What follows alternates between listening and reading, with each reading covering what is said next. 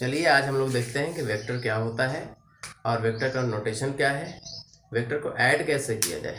Simple addition तो सब लोग जानते हैं, वेक्टर एडिशन में थोड़ा सा चेंजिंग है और उस चेंजिंग को देखेंगे और ये वेरीफाई करेंगे कि सिंपल एडिशन और वेक्टर एडिशन में क्या डिफरेंस होता है। कहा गया कि वेक्टर हमारे पास रिप्रेजेंट करता है उस क्वांटिटी को जिसमें डायरेक्शन इम्पोर्टेंस है, जिसमें डायरेक्शन का महत्व है, तो वहाँ पर वेक्टर लगाएंगे हम। जैसे फोर्स है तो वो वेक्टर क्वांटिटी है, क्योंकि ये महत्वपूर्ण उसमें है कि आप किस डायरेक्शन से फोर्स लगा रहे हो। फोर्स का डायरेक्शन बदल दोगे, अमाउंट वही रहेगा, तो उसका रिजल्ट कुछ और आने वाला है।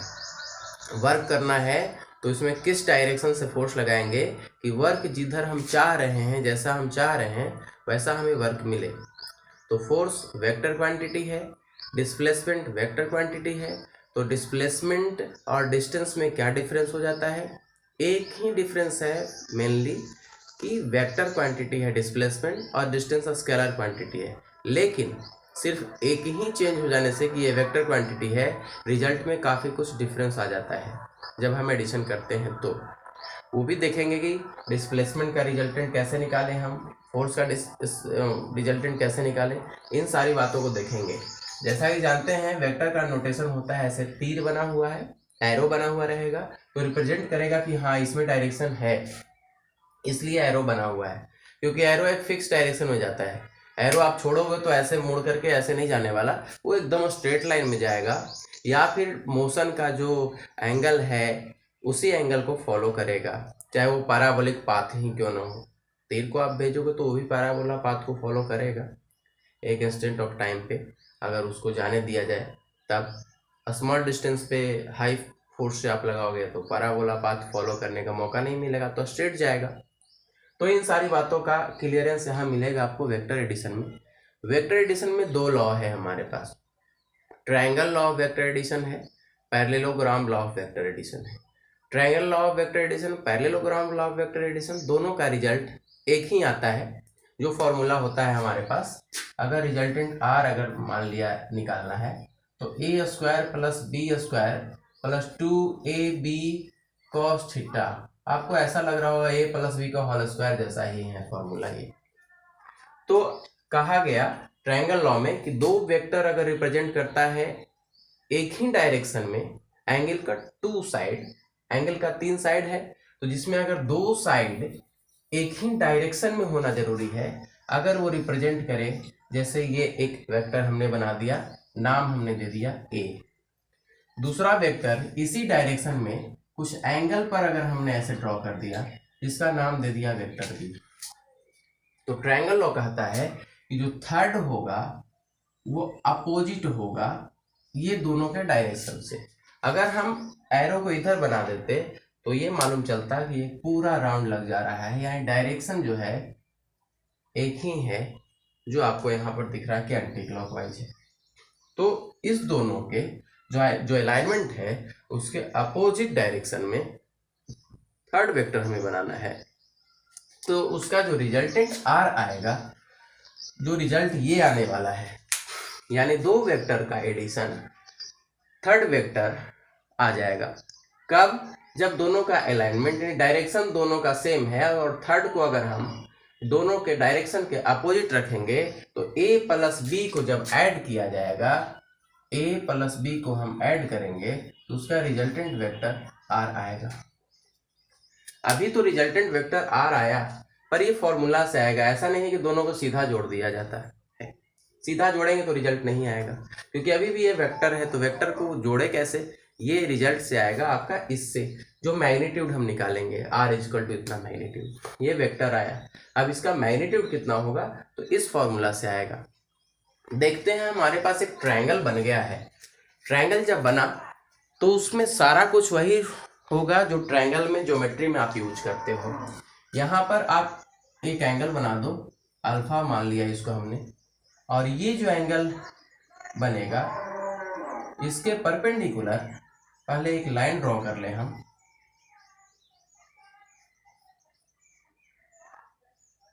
और ये एंगल थीटा होगा।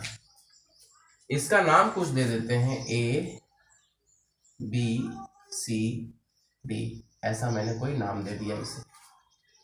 अब इसमें ज्योमेट्री लगाएंगे और तब हम ये निकालेंगे कि r का वैल्यू क्या होने वाला है यहाँ पर, या फिर इसका डायरेक्शन क्या होगा। तो डायरेक्शन डिसाइड करने वाला जो फैक्टर है वो अल्फा है, कि किस डायरेक्शन में रिजल्टेंट वेक्टर का आएगा। इसका डायरेक्शन और इसका डायरेक्शन तो ये थीटा से मालूम हो जाएगा।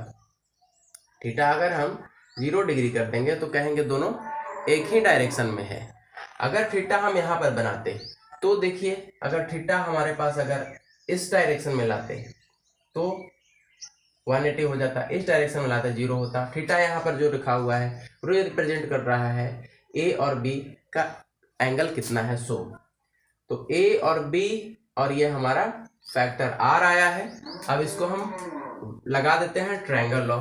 ये ट्रायंगल अगर आपको दिख रहा है तो क्या आप जानते हैं कि ये जो हाइपोटेनस है ये दोनों को ऐड करने के बाद, यानी परपेंडिकुलर और बेस, आधार और लंब को ऐड करेंगे तो क्या करना आएगा, ये जानते हैं हम।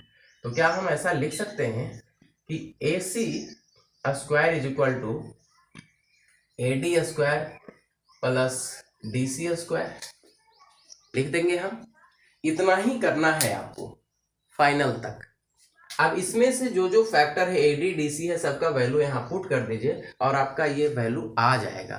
वो कैसे, AC तो आपके पास मालूम है, चलिए R मालूम है, और इसमें जो टर्म AD है क्या आपको मालूम है, तो डायरेक्टली नहीं मालूम है, इनडायरेक्टली मालूम है। AD कितना है, तो AD जो है वो AB प्लस BD है। AD तो सीधा मालूम है कि वेक्टर है, पर इसको क्या लिखें, तो ये जो फैक्टर हमारे पास आएगा वो B cos थीटा आएगा, B cos थीटा आएगा, और ये B sin थीटा आएगा। कुछ लोग सोचेंगे कि ये B cos theta B sin theta कैसे आ गया। ठीक है, देख लीजिए, ऐसे ये सब चीज तो मालूम होगा ही आप लोगों को।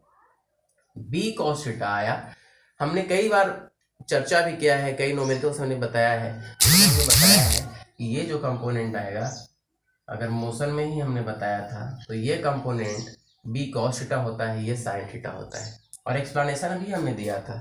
जैसे ये जहां पर भी ऐसा एंगल आया तो आप साइन लोगे कॉस लोगे, ये इस पे डिपेंड करता है। आपको निकालना क्या है, BD, आपको निकालना है BD, तो BD साथ में होना चाहिए, और साथ में वो फैक्टर होना चाहिए जो मालूम है। तो मालूम क्या है, हाइपोटेनस, यानी हाइपोटेनस मालूम है और साथ में बेस मालूम है। P तो यहाँ चाहिए नहीं आपको, तो आप क्या लिखोगे इसको, यहाँ पर अगर आप cos थीटा लोगे तभी ये दो चीज ना इसमें सम्मिलित होगा। कौन कौन सा चीज, तो बेस और हाइपोटेनस। जिसमें आपको हाइपोटेनस मालूम है, B मालूम करना है, तो क्या हो जाएगा, B is equal to cos और हाइपोटेनस हो जाएगा। तो हाइपोटेनस क्या है, B है, तो क्या हम इसको B cos थीटा नहीं लिखेंगे, B cos थीटा लिखेंगे ना इसको, ये हो जाएगा हमारे पास ये। यानी अगर आप इसको ऐसे cos थीटा इक्वल टू लिखोगे तो क्या लिखोगे, BD, और डिवाइडेड बाय क्या लिखोगे, BC लिखोगे। यानी BD इक्वल टू आपको निकालना है, यही ना BD निकालना है, तो BD इक्वल टू क्या होगा, तो BC cos थीटा होगा, BC cos थीटा, और BC इक्वल टू क्या है, B है, तो क्या B cos थीटा नहीं होगा।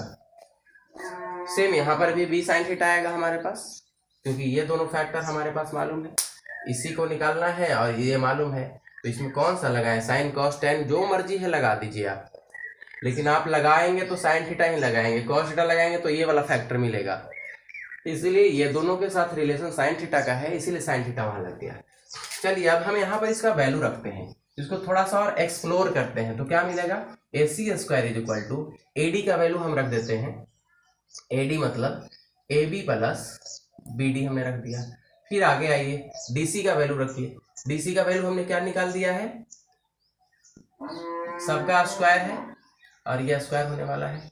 अब AC square is equal to AB का वैल्यू जरा यहां से रखिएगा, AB का वैल्यू क्या है, A है, और BD का वैल्यू क्या है, B cos थीटा है, B cos थीटा स्क्वायर कर दिया हमने, और DC का वैल्यू क्या है यहाँ पर, B sin थीटा है,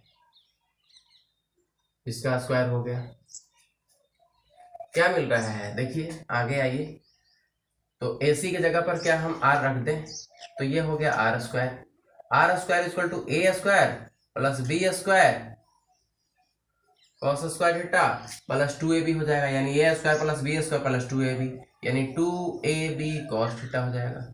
और साथ में b square sine square theta भी यहाँ पर है, इसको मिटा दें,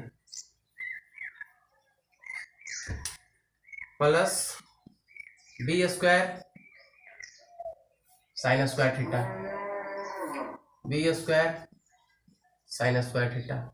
अब इसमें आप एडिशन कर दीजिए जैसे आपकी मर्जी, इसको ऐसे छोटा करेंगे तो आपको ये दिखेगा a square plus b square common ले लिए तो cos square theta plus sine square theta, तो sine square theta plus cos square theta क्या होता है, cos square theta plus sine square theta, ऐसे लिखे चाहे ऐसे लिखें, प्लस 2ab कॉस थीटा। क्या मिल जाएगा, क्या इसका वैल्यू 1 होता है, इसका वैल्यू 1 हो गया, तो क्या मिला, a square plus b square plus 2ab cos theta, यानी r इक्वल टू क्या आया, a square plus b square plus 2ab cos theta, यानी इसका अंडर रूट। ये वैल्यू याद रखना है, ये हमेशा काम आएगा आपके रिजल्टेंट वेक्टर निकालने के लिए। पैरेललोग्राम लॉ में भी यही आएगा, ट्रायंगल लॉ में भी यही आता है, तो इसको याद करना महत्वपूर्ण है। डेराइवेशन तो चलिए समझ लेना चाहिए, पर इससे ज़्यादा जरूरी है कि इसका यूज हम कैसे करें, ये महत्वपूर्ण होता है। पहले हम इसका डायरेक्शन निकाल लेते हैं। डायरेक्शन अल्फा बताएगा ये किधर है। अगर ये आ जाएगा अल्फा इक्वल टू, अगर हमारे पास आ रहा है 90 डिग्री आ रहा है तो स्ट्रेट हो जाएगा, इस डायरेक्शन में बताएगा। तो पहले डायरेक्शन निकाल लिया जाए। अल्फा क्या होगा यहाँ पर, ये तो मैग्नीट्यूड ऑफ वेक्टर हो गया, ये वैल्यू आया मैग्नीट्यूड ऑफ वेक्टर, यानी वेक्टर को अगर एडिशन करना है 10 न्यूटन का फोर्स है और अगर कुछ एंगल दिया है तो आप इससे लगा लोगे तो आ जाएगा कितना फोर्स लगेगा। अब किधर लगेगा इसकी जानकारी अगर चाहिए तो उसके लिए क्या करें हम यहाँ पर देखेंगे कि अल्फा है और रिजल्टेंट आपको निकालना है, तो कौन से फैक्टर में रिजल्टेंट आता है। ये देखिए आपके पास मालूम तो दो ही चीज है, आर तो बाद में मालूम चला, यानी मालूम है आपके पास बेस, मालूम है हाइपोटेनस। तो क्या यहाँ पर आप tan अल्फा लगाएंगे, क्योंकि जो PBH का जो फैक्टर है साइन थीटा कॉस थीटा और tan थीटा जो है, तो PBHHB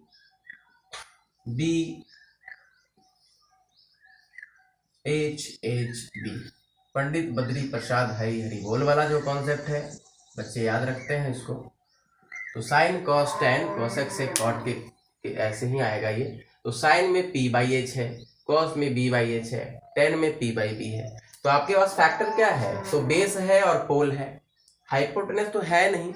हाइपोटेनस आप निकालेंगे ना, लेकिन आपके पास दिया गया क्या है, दो फैक्टर दिया रहेगा। तो देखिए जरा क्या आने वाला है, tan अल्फा निकाल लेते हैं। तो tan अल्फा क्या होता है, तो P/B है। P क्या है यहाँ पर, तो CD है, और बेस क्या है, AD है। बस वैल्यू रख दीजिए, आ गया रिजल्ट। तो tan अल्फा क्या मिलने वाला है, tan अल्फा तो CD का वैल्यू यहाँ रख देते हैं। तो CD का वैल्यू क्या है, B sin theta, B sin theta. AD का वैल्यू क्या है, AD दो कंपोनेंट से बना है, AB प्लस BD से बना है, यानी AB प्लस BD से बना है, यानी tan अल्फा इक्वल टू क्या आने वाला है, B sin थीटा, और AB का वैल्यू क्या है, तो A, और BD का वैल्यू क्या है, प्लस B cos थीटा। ये डायरेक्शन बता रहा है। अगर सिर्फ एंगल आपको निकालना हो तो tan इनवर्स लगा करके निकाल लेंगे। tan आ गया इधर, tan इनवर्स हो गया, और B sin theta, A plus B cos theta. तो ये डायरेक्शन को रिप्रेजेंट करेगा, ये डायरेक्शन का फॉर्मूला है, और ये मैग्नीट्यूड निकालने का फॉर्मूला है। इसका स्क्रीनशॉट ले लीजिएगा और समझिएगा इसकी क्या क्या इसमें आया है। ये आपका डेफिनेशन अगर चाहेंगे तो ये डेफिनेशन लिख लेंगे आप। मेन कुछ नहीं किया गया इसमें, सिर्फ हमने दो वेक्टर ले लिया, दो एक ही डायरेक्शन में होना चाहिए, तो थर्ड को हम डायरेक्शन बदल करके रखेंगे। डायरेक्शन को अगर हम इधर रख देंगे तो फिर ये वेक्टर इसके साथ डायरेक्शन में, फिर ये इसके साथ डायरेक्शन में,